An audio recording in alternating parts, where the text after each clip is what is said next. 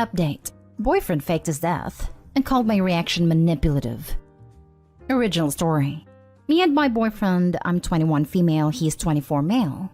Together for 3 years. Live apart but have/had plans to rent together soon. Everything was perfect before this.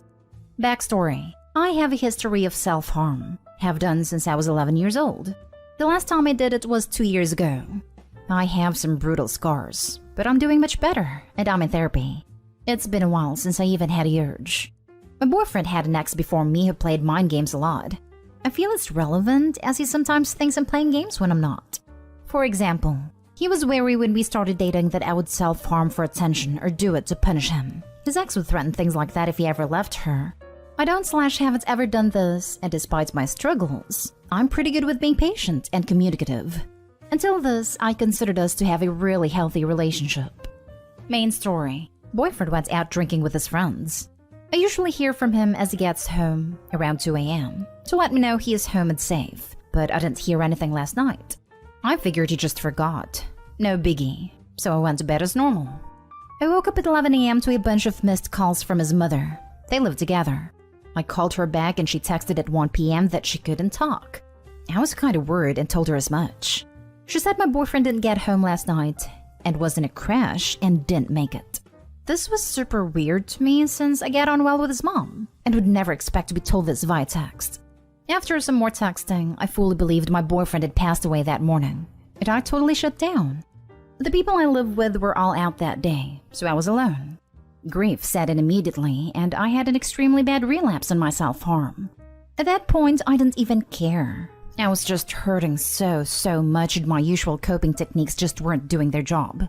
I listened to old voice notes of his, and even sent one telling him how much I loved him through the most unhinged sobbing I've ever done. Well, he arrived at my house 20 minutes later, saying it was a prank, since he got into a small bump and thought I'd get mad about him driving drunk, as well as about him mushing up his car a little. And him and his friends came up with this plan to just make me happy he was alright. So they took his mom's phone and the above happened. I obviously was thankful he wasn't dead, but I had a million other much stronger emotions. I was so angry he drove drunk. So angry he saw nothing wrong with it. So angry that he would lie about something so serious. And absolutely heartbroken that he let me sit in grief for over an hour until I sent a voice note that made him feel bad. Plus lots of other things I'm still struggling to articulate. He found out I harmed and flew off the handle. He said I punished him and turned a harmless prank into something much more serious and ruined the joke of it. He said I was guilting him for having fun, and now he can't trust I won't do it again. He even suggested I stay in hospital for my mental issues for a few weeks and crank up therapy. He said he can't leave me if he wants now, or else I'll act like this, just like his ex. I am beyond hurt. I probably should look into therapy if I'm still resorting to it, I admit. But this wasn't an everyday bout of anxiety or even breakup. I thought he died. I'm also very aware that his actions were massively awful and he is being so manipulative in the aftermath. How is it a punishment if I thought he was dead? I absolutely would not react like this if he just broke up with me, but I never said or hinted at that. Not really sure what to do now. My gut tells me to leave him over this, but I'm so unsure. Now for the top advice before reading the update. What a sick joke. You need to break things off ASAP. What a cruel thing to do. I could never even be friends with someone who did this. The worst part is that he did it to get away from the consequences of drinking and driving. He willingly and purposely hurt you to ease the repercussions of his actions. Let that sink in. Dump him, please. He's a piece of trash. He even took his mom's phone to make it look like she was in on it. That takes it to a whole new level of cruelty. OP, I would dump him immediately and tell his mom what he did. Make sure to actually talk to her so you know she actually knows what he did. Please listen to your gut. This is beyond horrible behavior, not a harmless prank. You deserve to be with someone who has compassion and respect for you. If anything, the boyfriend needs therapy. He was dead. You can't punish the dead. As it stands, if you don't need therapy before, having this BS pulled on you unleashed all sorts of things in your head, which required some working through. They are pranks, and they are pranks completely undeserving of the term. You weren't laughing before or after the revelation. In what world was this supposed to make you feel better? Go with your gut. Be done. There's no forgetting he did this. There's no forgetting how he made you feel. No decent partner does this. That wasn't a prank he pulled. It was a mind game with actual repercussions that he refuses to own. Like the above comment says, no decent partner does this. He is the one who needs help if he thinks his actions are in any way appropriate. Additionally, if he is drunk driving with friends who are encouraging this, then his overall judgment is severely impaired on more than one front. OP, be done with him. You've already mourned who you thought he was. Now celebrate getting away from who he showed himself to really be. Staying with him is only going to drag you back down and away from the strong recovery progress you'd made.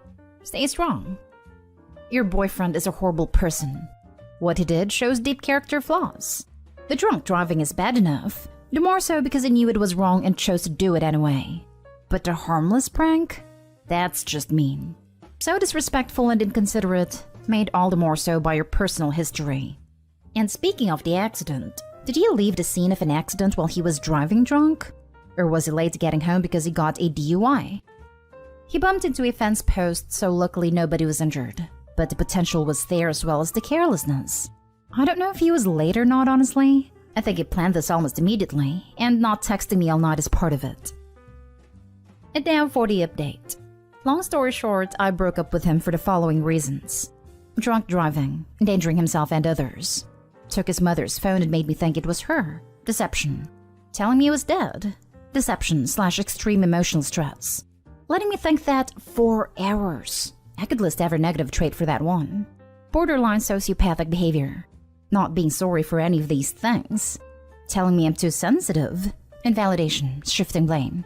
Being mad at me for relapsing. Unsupportive, uncaring, unkind. I still won't blame him for the relapse though, as many people here wanted me to. That is on me and I'm still going to therapy regularly for that. So, for those interested, I took a few days to myself. I did speak over the phone to his mom, and she was incredibly apologetic on his behalf. I taught her how to put a passcode on her phone. After that, we met up and I outlined the things I listed above. He seemed apologetic and sincere about all of them and listened to me well. Unfortunately, he didn't quite understand that being apologetic wouldn't get me to change my mind in ending the relationship. He got annoyed at me for ending it, and again told me I was dramatic and other invalidating arguments. Oh well, I said what I needed to say, and that's enough closure for me. Told me I was dramatic. The guy who faked his own death calls you dramatic. You couldn't hold a candle to this guy to draw mistakes. You made the right decision to dump him. Well, I'm glad you didn't buy the fake I'm sorry act. It's so often used by really manipulative people to convince you they have changed. And I'm glad you saw right through that BS. Good on you. Life is too short wasting time in relationships like this. Agreed. As one of the lovesick puppies that kept going back to awful relationships because he was sorry and wouldn't ever do it again. I don't believe I'm sorry anymore. Not for that. He sounds like a psychopath. 100%. So glad Opie has been firm on this decision. The guy's terrifying with his callousness. Nah, psychopaths don't know why what they're doing is wrong. Sociopaths know and do it anyways. My oldest friend, we met when we were 14 and we are going to our 40s now. He faked his death to get back at me. He's an untreated schizophrenic with frequent bouts of paranoia. And over the years, I could recognize the cycles and signs and adjust accordingly. I've been verbally attacked many times and tempted into fights that I refuse to participate in. We've always come through the other side though, you know. I never thought he would fake his death. There's no way he would ever take his antics that far. But that is exactly what he did. His aunt messaged me while I was on vacation from his phone, stating that he was found mauled to death by a bear. Long story short, 6 months went by and the story wasn't adding up. There were so many questions that didn't have answers. Timelines that weren't adding up. This aunt that I had never heard of. I'm an ecologist who works in national parks here and there, and I kept abreast of bear attacks. None for him. No obituary shared by friends or family. You see where I'm going with this. He was estranged from his family for his refusal to get medicated, and I truly believe that they had him offed, or that it was offed by someone, and they were trying to hide it. I became investigative and paranoid and distraught. I took a hiatus from university in my senior year, went to therapy, quit my job, because I was so depressed and angry that this injustice took place, that his family didn't seem to care at all about his disappearance. 1 year went by and 1.5 years. I was beginning to recover myself when I get a text from his old phone number. I called it immediately because I thought someone was playing a cruel joke, and he answered. I'm trying to keep this short, so I'll skip what transpired mostly. But a key part was that he claimed to be the victim, asking me if I learned my lesson for not answering his phone calls while I was on vacation, gaslighting me into believing all of his issues were my fault because I never dated him, even though all the codes in the universe told him that we were soulmates. All that progress I did in that year and a half disappeared within that 10-minute call. It really screwed me up. I sympathize. I empathize. I'm sorry that you had to experience that. Cut the toxicity out of your life. Be strong for yourself. Move on. I lost my oldest friend that day, but truly, he wasn't a friend at all. Next story. I'm 30 female disabled and my partner, 33 male, punishes me by withholding help. We've been together for 13 years. We've lived together for 10.